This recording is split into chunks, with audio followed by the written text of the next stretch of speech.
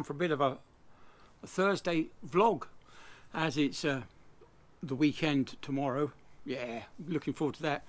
Yeah, going to get a gin and tonic sorted for tomorrow. Anyway, I drove home from Swansea, which means driving halfway across Wales to get out, and I was dreading it. I was absolutely in fear of the 20-mile-an-hour speed limit, but there's nothing to worry about. As soon as I came out the dock gates, there was a short stretch of road that was up to 20 miles an hour, and then from the hotel onwards was 40-mile-an-hour speed limits all the way up to the motorway, and then it went up to 70. So it wasn't real bother anyway. So yeah, so my experiences of the Welsh 20-mile-an-hour speed limit aren't that bad, because I didn't suffer too much. I was on the dual carriageways on the way out. And just by the by, I was monitoring my speed as I came home. As I got into Hull itself, it was about, I got home about 3:30, so about 3 o'clock I was driving along one of the high streets in Hull, and I just happened to notice my speed. And so between traffic lights and crossings and this, that and the other, and people pulling out in front of me and people turning off, my speed was only about 13 miles an hour along the high street. So would a 20-mile-an-hour speed limit have any impact on the high street? Well, I don't think so. I really don't think so. And of course, round here, around the housing estate here, I daren't go much over 12 miles an hour getting to the house because of all the parked cars. Now, I've done this before on many occasions. I've monitored my speed as I drive through the housing estate, and there are so many parked cars either side, and you have to weave in and out all these parked cars because the road's not that wide here. There's 2 lanes of traffic on one side or the other is blocked with traffic, so you really have to be careful, and especially at that time of day when the kids are home from school, you've got to be particularly careful in case there's some child runs out behind a car, and of course it would be your fault for not stopping if you hit that child. So 12 miles an hour around residential areas, I don't think there's an issue there. But of course, the real reason that the 12-mile-an-hour speed limit has been imposed is to stop people being killed. I think the survival rate, if you're hit at 20, is vastly improved compared to 30. But the thing is, if we drove to the conditions, if we drove so that we can stop in the distance that we can see, then we wouldn't be having a problem. We wouldn't have these 20-mile-an-hour speed limits imposed if we could drive properly. But no, it's far easier to impose a 20-mile-an-hour speed limit than it is to educate people on driving safely. Yeah, let that sink in. It's a big thing, isn't it? Educating people to drive properly. We've all passed the driving test, and we should all know what the safe braking distance is at 20 miles an hour. Do you know what the safe braking distance is at 20 miles an hour? I know, it's 2 car lengths. So when you see people tailgating at 20 miles an hour and there's less than a car width between them, you know full well if the car in front has to stop suddenly, the car behind is going to be in the boot. Yeah. Anyway, what else has been happening? Right, we've got the what's that noise that you make when you screw up paper? That's right, it's a rustle. And what type of paper would you use? Would you use a brand of paper? So you could call it a Russell brand of paper. So trying to get through the YouTube algorithm, now if you talk about him, Russell Brand, you're going to be cancelled and censored.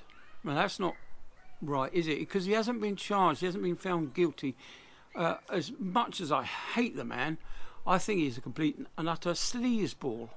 And do I think he's guilty? I can't tell you, because that might be libel or slander, whichever one it is. Yeah, so I'm not going to tell you whether I think he's guilty or innocent, but I do know that he hasn't been charged with a crime. Unlike Alex Belfield, who's still got 2 Christmases in prison, and now he was found guilty in a court of law a year ago. So he's spent 1 year in prison and he's still got a year and a half to go. So we can talk about him, but we can't talk about the other geezer, because social media have already found him guilty. He's been cancelled on multiple platforms, and even Rumble are being pressurised into cancelling him. Now, I don't think that's right until he's been charged with a crime, until he's been found guilty. Same as all these other people as well. I know this Hugh Edwards was a pretty despicable character, but he wasn't charged with a crime, and he's not guilty of anything because he wasn't charged. Same as Philip Schofield, might have been a despicable character, but he wasn't charged with anything. Yeah. But yeah, it's a shame, really, isn't it? There's as Adrian Allen was talking about the other day, that we can't have grown-up conversations about things because it doesn't fit the narrative of the mainstream media. You can't talk about COVID, you can't talk about knife crimes, you can't talk about Russell Brand, and you can't talk about this, you can't talk about that, because you're going to get cancelled by these mainstream media firms. I know they're private entities and they can do as they please on their platform, so that's why they have community rules, that's why I've got to try and follow them, but there's always a chance that somebody somewhere in the YouTube hierarchy will find something offensive about something that is quite innocent. And as we're finding out, as Andy the cabbie has found out, he said something, I don't know what he said because I didn't see his video, but he has now been cancelled for a week. So that means he's loss of earnings for a week. It doesn't bother me. My channel, I'll probably earn less than £6 a week, if that, and that's if I'm putting out videos every day. But it's not right, is it, that you should have the opportunity, if you do go against their guidelines, they should come up and say to you, oh, by the way, we don't think that video is any good. We're going to give you 30 minutes to take the video down, or we'll pull it. Which should be the case. I really do think that they should, because you never know. People might have made a mistake, and they might have said something that goes against their community guidelines. But the guidelines are so long and long-winded, it's very difficult to know what to listen to, or what to read, or and of course we're all fallible. We can all forget a few things. Anyway, so. That's me rambled on for about 9 minutes. Of course, like I said in my other video, I won't put in the middle adverts, because the channel's not about making money. As you know, I don't make any money anyway, not enough to cover my costs anyway. As you know, I just this particular camera here, I've just bought a new lens for the cover. It's a clear polarized lens, rather than the neutral density lenses that I buy for the GoPro.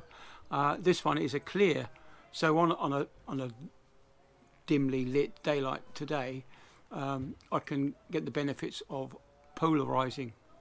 Not that it matters, not that I'm brightly coloured, this dull grey shirt on, dull grey beard and grey hair and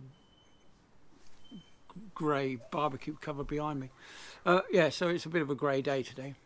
But anyway, so that's about it. I've rambled on for 10 minutes, and So I better call it quits while I'm ahead. Don't forget to hit the thumbs up button if you can, if you like it.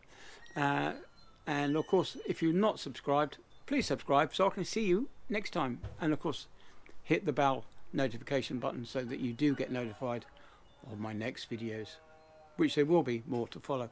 Okay, catch you all on the next one. See you. Bye then.